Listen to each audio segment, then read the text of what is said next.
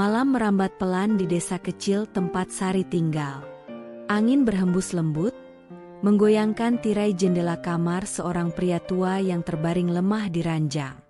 Pak Wiryo, mertua Sari, hanya bisa terbaring sejak kecelakaan yang membuatnya lumpuh dari pinggang ke bawah beberapa bulan lalu. Tubuhnya yang dulu gagah kini tampak kurus. Wajahnya tirus dengan sorot mata yang kerap kosong. Sari duduk di tepi ranjang, tangannya perlahan menyeka keringat di dahi pria tua itu.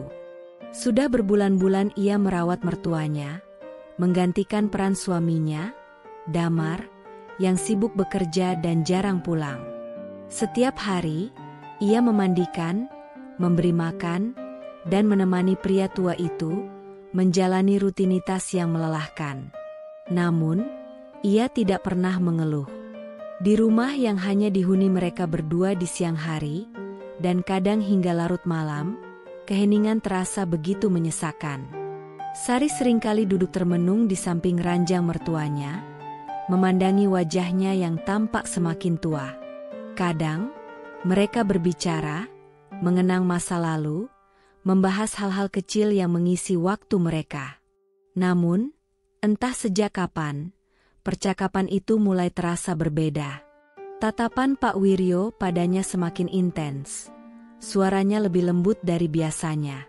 Pada awalnya, Sari mengabaikan perasaan aneh yang mulai tumbuh di dalam hatinya. Ia berpikir itu hanya rasa kasihan, simpati terhadap pria yang dulu begitu kuat tetapi kini tak berdaya. Sejak malam itu, suasana di rumah terasa berbeda. Tatapan Pak Wiryo pada Sari semakin sering membuatnya gelisah. Pria tua itu mulai memanggilnya lebih sering, meminta hal-hal kecil yang seharusnya bisa ia abaikan, meminta tangannya digenggam saat hendak tidur, memintanya duduk lebih dekat, atau bahkan hanya untuk menemaninya berbicara hingga larut malam. Awalnya, Sari berusaha menepis semua perasaan yang muncul. Ia meyakinkan dirinya bahwa ini hanya perasaan kasihan, bahwa Pak Wiryo hanyalah seorang pria tua yang kesepian. Namun, semakin ia berusaha menghindar, semakin ia terseret dalam situasi yang sulit ia kendalikan. Suaminya, Damar, semakin jarang pulang. Alasannya selalu pekerjaan, tetapi Sari tahu, ada sesuatu yang disembunyikan suaminya. Kadang, ia menemukan aroma parfum asing di baju yang ditinggalkan Damar, atau pesan singkat yang segera dihapus begitu Sari mendekat. Suatu malam, saat Sari sedang menyuapi Pak Wiryo, pria itu tiba-tiba menggenggam tangannya erat.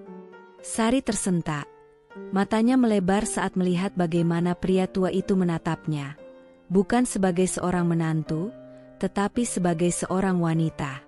"Sari, kamu sangat baik padaku," bisik Pak Wiryo, suaranya bergetar. "Kadang aku berpikir, kalau saja aku lebih muda." Sari membeku. Sendok di tangannya jatuh ke lantai, menimbulkan suara nyaring di tengah keheningan. Ia mundur, jantungnya berdegup kencang. "Apa yang Bapak maksud?" tanyanya, suaranya bergetar. Pak Wiryo tersenyum samar, lalu menggeleng.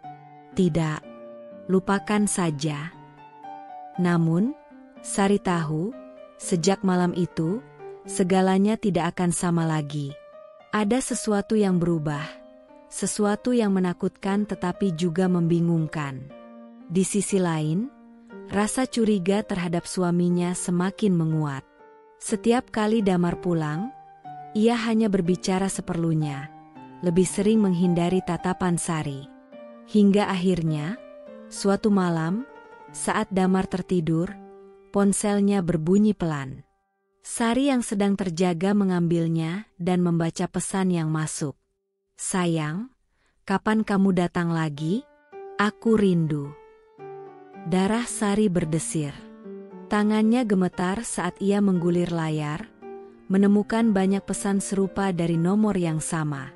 Semua pesan itu berasal dari seorang wanita bernama Rina. Saat itu juga, sesuatu di dalam dirinya berubah. Sesuatu yang telah lama ia tahan mulai pecah, membawa dirinya ke dalam jurang perasaan yang tidak seharusnya ia rasakan. Di ruangan lain, Pak Wiryo masih terjaga. Ia menatap langit-langit kamar, lalu menoleh ke pintu, seolah tahu bahwa di luar sana, menantunya sedang berada di persimpangan besar, antara kesetiaan, pengkhianatan, dan sesuatu yang bahkan lebih berbahaya dari keduanya. Sejak malam itu, dunia Sari terasa seperti runtuh. Ia merasa dikhianati, terluka, dan kosong. Setiap kali melihat Damar, yang dulu ia cintai dengan sepenuh hati, yang kini hanya menjadi sosok asing dalam rumah mereka, hatinya berteriak ingin marah, tetapi bibirnya tetap membisu. Di sisi lain, Pak Wiryo semakin sering memperlakukannya dengan cara yang tidak biasa. Tatapan matanya, sentuhan yang dulu terasa seperti kasih sayang seorang ayah, kini terasa berbeda, lebih dalam, lebih menuntut. Puncaknya terjadi ketika suatu sore, Sari sedang menyiapkan makan malam di dapur. Ia begitu larut dalam pikirannya, hingga tidak menyadari langkah Pak Wiryo yang mendekat.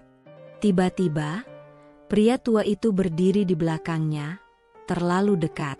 Sari, suaranya serak, pelan, namun cukup untuk membuat tubuh Sari membeku. Sari menelan ludah, menunduk tanpa berani menoleh. "Ada apa, Pak?" tanyanya dengan suara lirih. Pak Wiryo menghela napas panjang. "Aku tahu apa yang Damar lakukan padamu." Kata-kata itu menusuk tepat di hati Sari. Ia mengepalkan jemarinya, menahan air mata yang hampir jatuh. "Dia tidak pantas untukmu, Sari. Kau terlalu baik, terlalu setia. Dan aku tidak ingin melihatmu terus menderita." Sari akhirnya menoleh, dan untuk pertama kalinya, ia melihat sesuatu di mata Pak Wiryo, bukan sekadar rasa kasihan, tapi keinginan.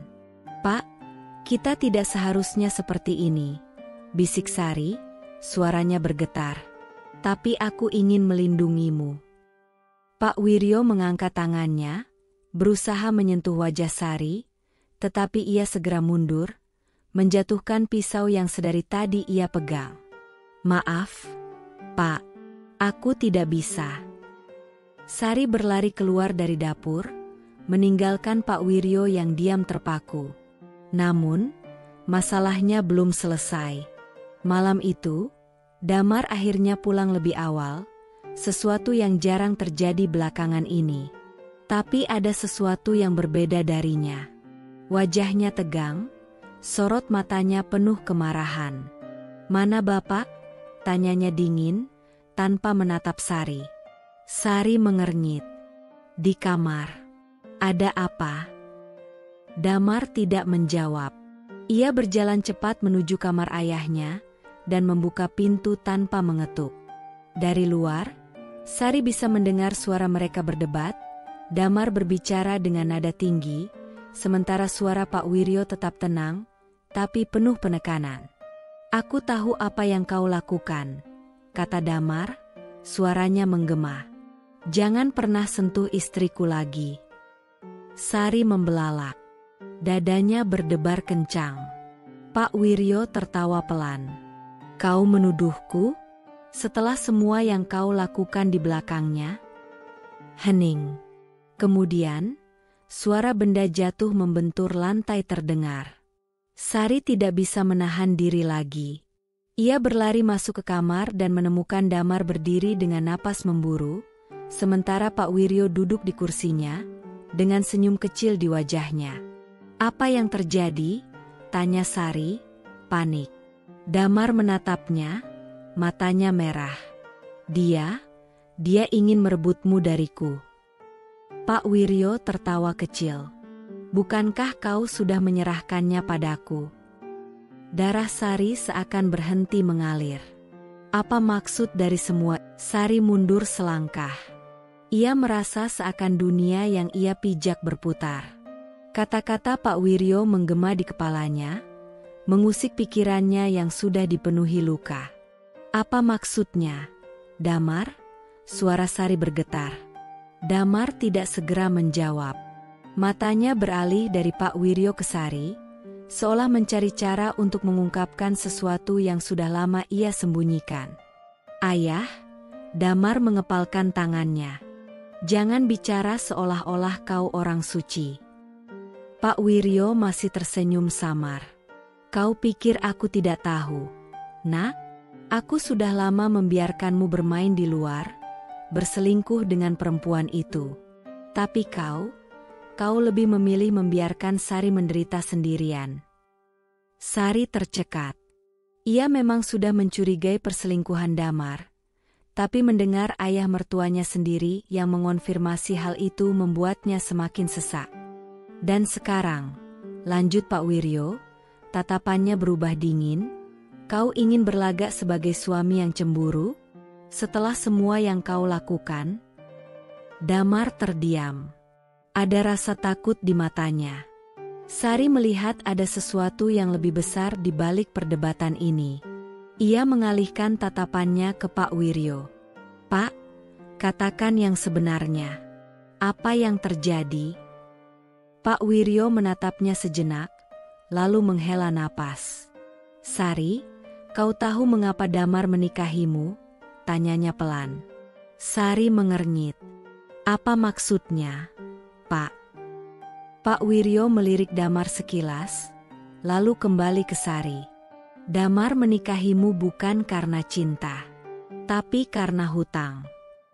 Sari merasakan jantungnya berhenti berdetak sejenak. Hutang? Pak Wiryo mengangguk. Keluarga kalian berhutang banyak kepadaku.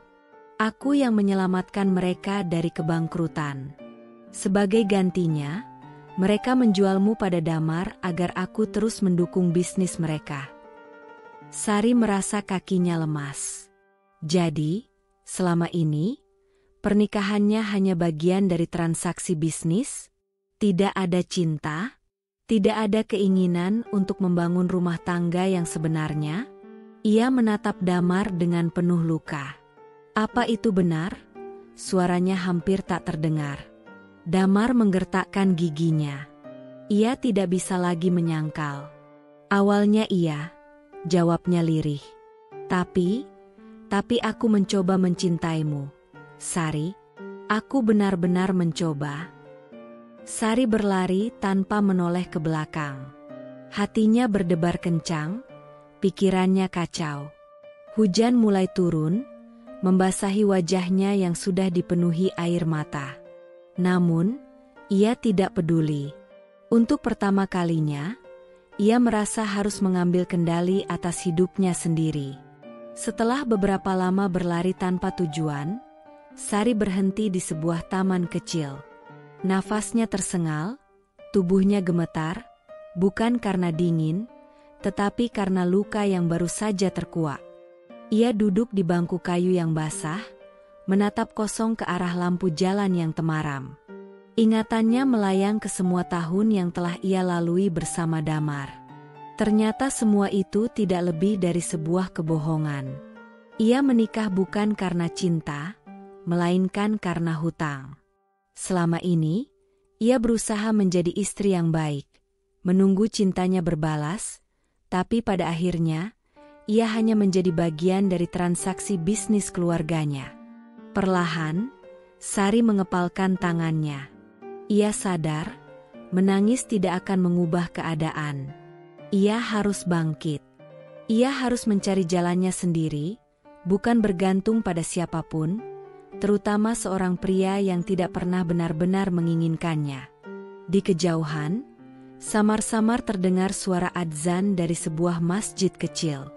Suara itu membawa ketenangan di tengah gejolak hatinya. Seolah menjadi isyarat bahwa ini bukan akhir, melainkan awal dari sesuatu yang baru. Sari menarik napas dalam, lalu berdiri. Ia tidak tahu kemana harus pergi, tetapi satu hal pasti, ia tidak akan kembali. Tidak kepada Damar. Tidak kepada Pak Wiryo. Langkahnya mantap menuju masa depan yang belum pasti. Tapi kali ini, ia akan memilih jalannya sendiri. Ia tersenyum tipis meskipun air mata masih mengalir. Aku bebas. Hidup adalah tentang memilih. Jangan biarkan orang lain menentukan jalan hidup kita. Kadang, keberanian untuk meninggalkan sesuatu yang menyakitkan adalah langkah pertama menuju kebahagiaan yang sebenarnya. Jika Anda menyukai cerita ini, silakan subscribe. Semoga rezeki Anda berlimpah dan segala impian Anda tercapai. Terima kasih.